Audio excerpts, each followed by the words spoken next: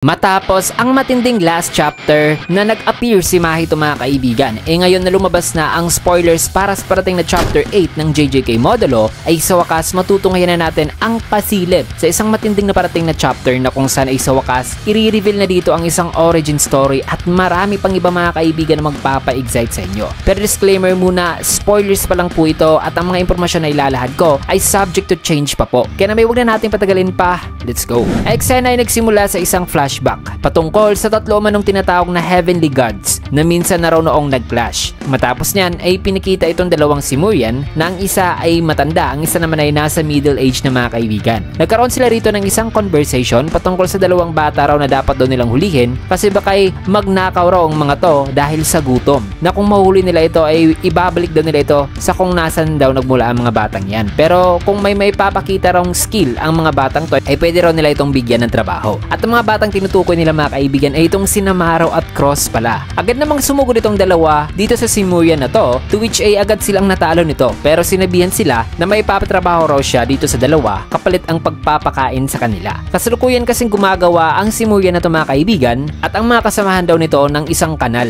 Kaya matapos na pinatrabaho naman ng Simurian na to si Namaru at sinabihan ito na wag lang daw hawakan o galawin ang bato na nasa isang side na to. Maya pa hours later ay nadatdan na lang nitong Simurian na to si Namaru at Cross. Nakakagaling lang na nagsuntukan mga kaibigan. May kita rin itong malaking bato na nakaharang kaya dinurog naman ito nitong Simurian na to, bagay na humanga naman dito sa dalawa. By the way, ayon sa rough translation, ang pangalan daw ng Simurian na to ay si Dora, na kung saan ay paniliwanag niya kina Maru sa kung bakit kinailangan nilang gumawa ng kanal, na ang rason pala ay para mas mapabilis daw ang kanilang pagbabiyahe patungo sa isang area sa kayang isang ship dala-dala ang mga goods. Now on the next scene ay may mga pangalan dito na in-reveal na hindi pa talaga fully translated sa kung anong pangalan talaga nila, na ayon dito na nung ang nag-control na raw sa region na ito ay ang individual na nagangalang Discante, ay pinilit daw ng mga tauhan nito ang tinatawag na Loomer tribe na gumawa ng kanal para sa kanila. Bagay na di gusto ni Dora. Si Dora mga kaibigan ay mula pala sa Loomer tribe. Tinag pa niya na pinaalis raw sila sa village ng mga tauhan ni Discante at ang kanyang mga magulang ay pinatay. Ikunento niya rin na nakaplano na raw noon pang paggawa sa kanal sa area na to.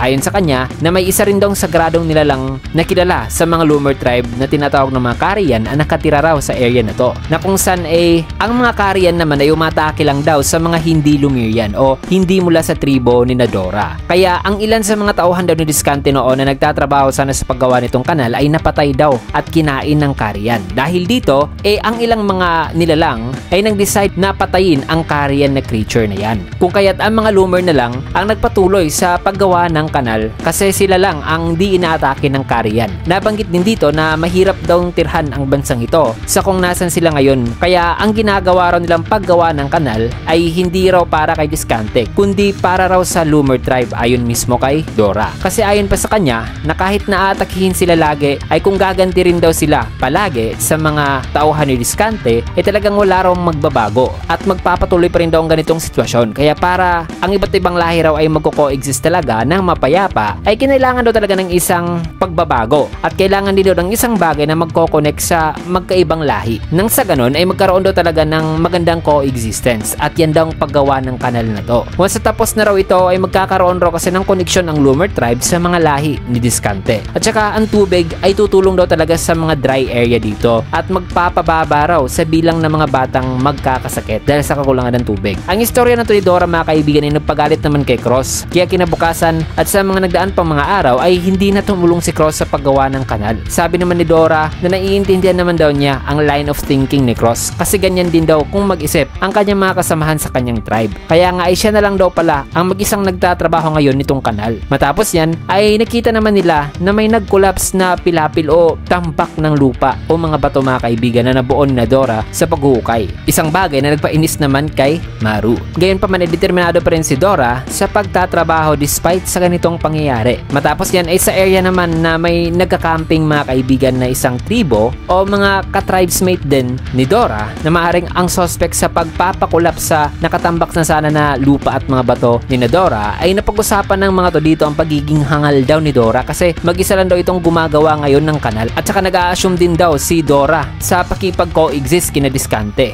na posibleng ang binabayaran lang daw itong si Dora ni Diskante. Matapos yan ay may kita naman si Cross na nandirito pala, kaya plano ng mga to na i-train daw si Cross na umupos kay Dora. Subalit sa pagpasok ni Cross ay sinuntok niya itong pinuno mga kaibigan. Kinabukasan ay tumulong na si Cross kina Dora. Eventually bigla namang nasira ang water gate na kanilang ginawa, na as days, months o years mga kaibigan ang lumipas, eventually nakita na ng lahat ang resulta ng pagod ni Dora. Kaya nag-decide ang mga elders ng tribe na ito at sa mga karatig ng mga village na tumulong na lang kina Dora. May kita rin dito si Jabaloma na ang kasama ni na Cross noon mga kaibigan na kumausap kay Usame na sumuporta na rin kina Dora. Pati na ang tropa at ang sinuntok mismo noon ni Cross dahil na humingi ng paumanin si Cross sa kanila. Matapos yan ay nagbayanihan na nga sila na eventually as years go by ay natapos na nila ang kanal. At isang araw ay dumating itong mga tauhan ni Diskante at di gaya kina Maru mga kaibigan, ang mga to ay may sungay. Matapos yan ay makita nga ang bunga ng kanilang paghihirap na nag-request pa nga si Diskante sa kanila na gumawa naman ang mga loomer ng port o pier. Nang sa ganon ay mapapatatag din nila ang pagtitrade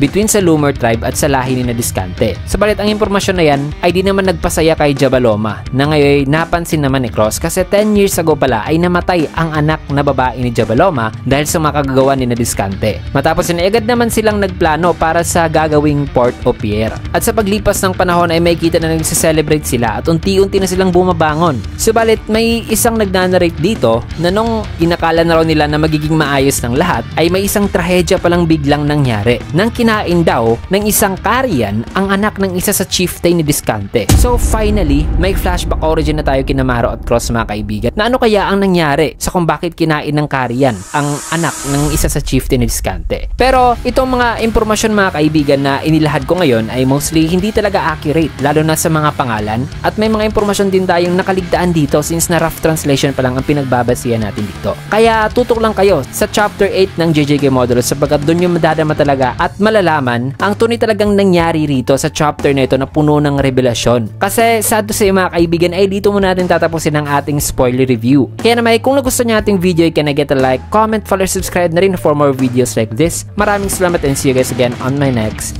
video.